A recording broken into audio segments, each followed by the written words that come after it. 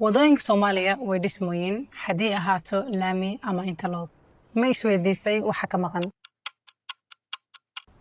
Haa, waa sidaa sheegtay, waxa ka maqan waa dhirayn ama cagaarin. Geedaha hoos bixiya, ubaxyo iyo caws ishu ay qabato oo aad u qurux badan. Ma aha qurux keliya, waa meel cagaaran, nadiif ah, qabow, naftana ay jeclaysanayso.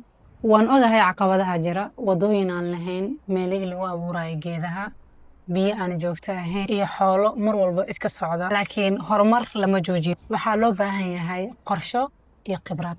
Green Life Agribusiness waa shirkad ka shaqeysa qurxinta, cagaarinta iyo dhiraynta deegaanka. Muddo ka badan 13 sano waxaan ka shaqeynaynay mashaariic kala duwan, hirgelinta beeraha dalxiiska, qurxinta hay'adaha dawliga ah iyo kuwa shaqsiga loo leeyahay.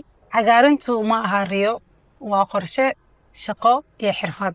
Waxaan aaminsanahay in mustaqbalka wadooyinka Soomaaliyeed uu noqon karo mid cagaaran. Green Life Agribusiness, cagaarinta mustaqbalka Soomaaliya.